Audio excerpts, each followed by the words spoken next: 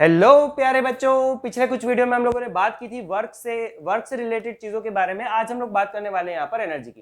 तो दोस्तों, एनर्जी कुछ भी नहीं है, एनर्जी आपका वर्क ही होता है। एनर्जी के देखा अगर हम डेफिनेशन देखें तो ये क्या बोलता है, इट इज द एबिलिटी और capacity of a body to do work. किसी भी बॉडी की काम करने की जो क्षमता है उसी को हम क्या बोलते हैं, उसकी एनर्जी। कोई बॉडी कितना ज्यादा काम कर सकती है उतनी ज्यादा वो क्या होने वाली है, एनर्जेटिक होने वाली। फॉर एग्जाम्पल, दो बंदे हैं आपके स्कूल में या ऑफिस में।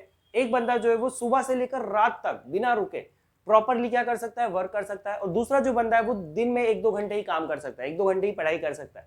तो यहाँ पर हम एनर्जेटिक किसको कहेंगे, जो ज्यादा देर तक काम कर सकता है। ठीक है ना, ज्यादा देर तक काम कर सकता है। तो यहाँ पर एनर्जी का मतलब क्या है कि कोई मशीन, कोई बॉडी, कोई ऑब्जेक्ट कितना ज्यादा काम कर सकता है, उसकी जो काम करने की क्षमता है, कैपेबिलिटी, उसको हम लोग क्या बोलने वाले हैं, एनर्जी। एनर्जी की अगर हम बात करें तो ये क्या होती है, आपकी स्केलर क्वांटिटी होती है। एनर्जी और वर्क दोनों सेम है।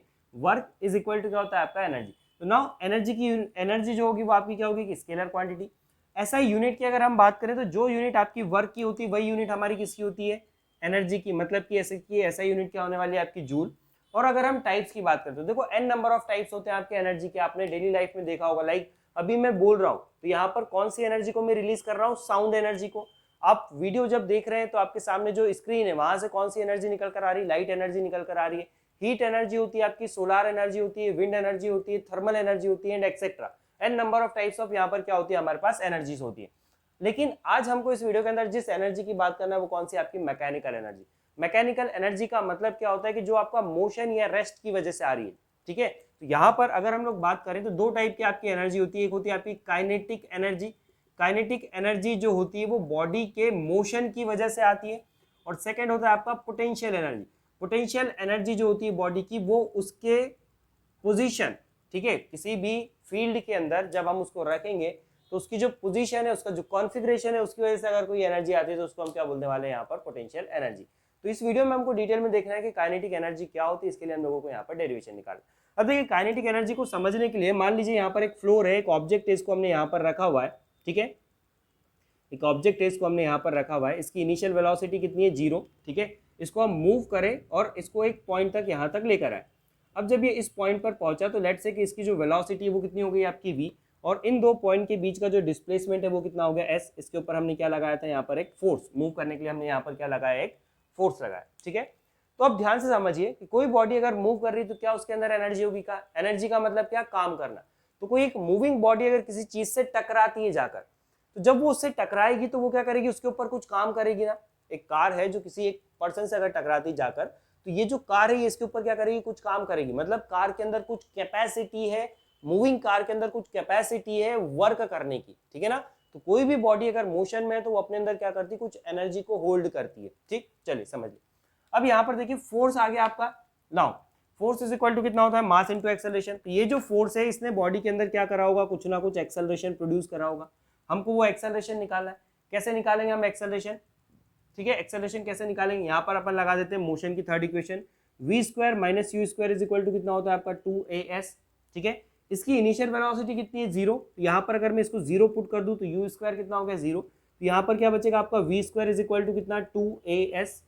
यहाँ से अगर मैं a निकालना चाहूँ तो देखो a कितना निकल कर आ रहा है इस इक्वेशन से, a इज इक्वल टू आएगा आपका v स्क्वायर अपॉन में 2s। ठीक है, v स्क्वायर अपॉन में 2s।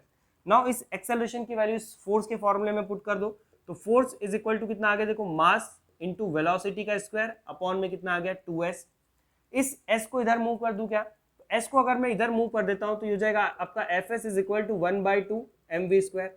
Now what is this fs, fs क्या है, फोर्स इंटू डिस्प्लेसमेंट। और देखो फोर्स और डिस्प्लेसमेंट की डायरेक्शन क्या है इस पर्टिकुलर केस में, सेम।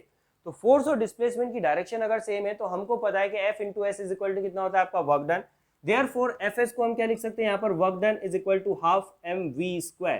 तो यहाँ पर ये जो बॉडी है इसको मूव करने के लिए हमको कितना काम करना पड़ा, हाफ mv स्क्वायर।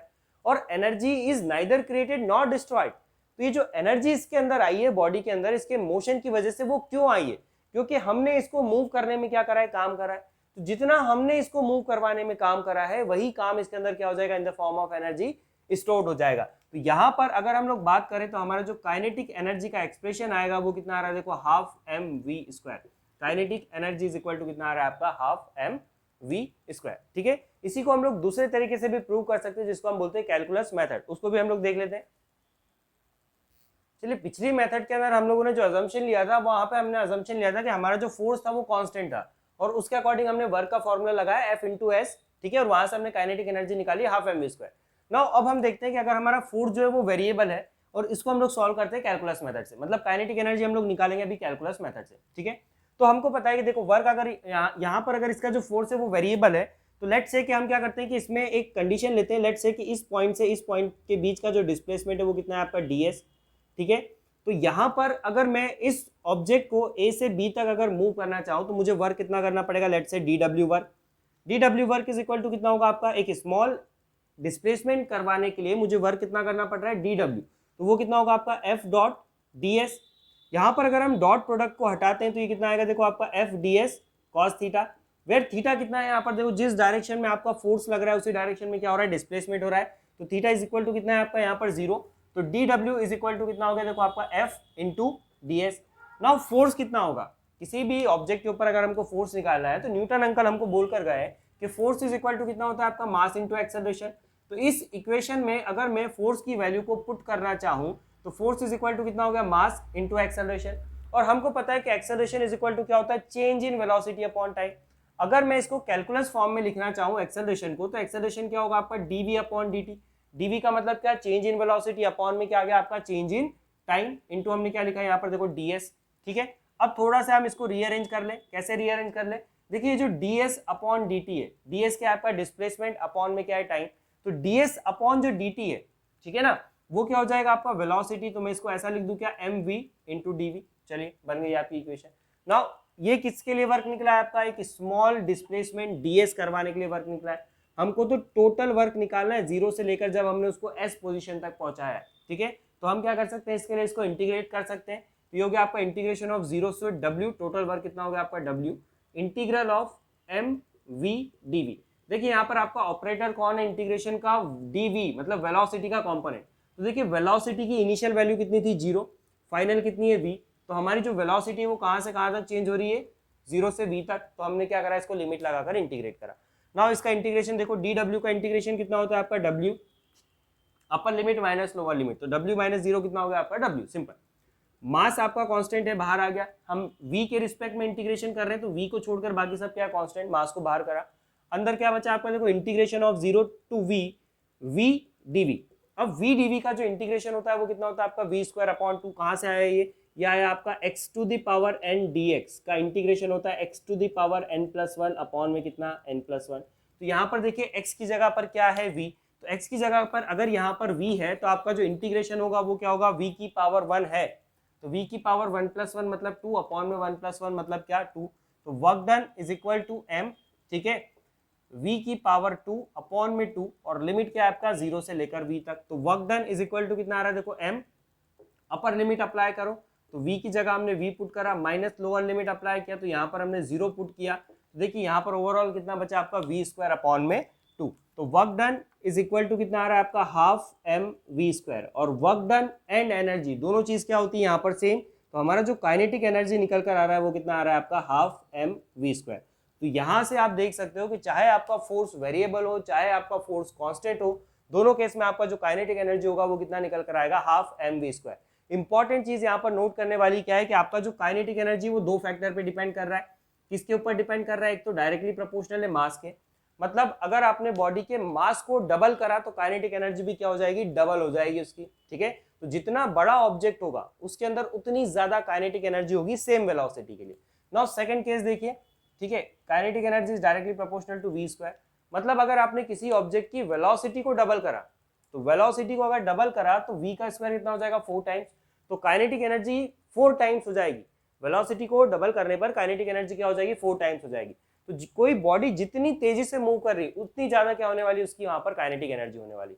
और यही कारण होता है कि जब हम किसी एक बुलेट को फायर करते हैं तो बुलेट की स्पीड इतनी ज्यादा होती है कि उसकी काइनेटिक एनर्जी बहुत ज्यादा होती है, और वो जब किसी भी ऑब्जेक्ट से टकराती है तो उसके अंदर पेनिट्रेट कर जाती है। क्यों, क्योंकि वो ज्यादा वर्क कर सकती है, उसकी जो वेलोसिटी है वो क्या है, ज्यादा है, तो उसकी एनर्जी भी ज्यादा है, और एनर्जी ज्यादा है तो वो क्या करेगी, यहाँ पर ज्यादा काम करेगी। तो एक ऑब्जेक्ट को अगर, एक बंदे को अगर मैं किसी पत्थर से फेंक कर मारूं और उस पर अगर बुलेट फायर करूं तो पत्थर का हो सकता है वजन ज्यादा हो बट उसकी वेलोसिटी कम है, तो वो क्या करेगा, थोड़ा बहुत छोटा मोटा चोट वहां पर उसको लग जाएगा।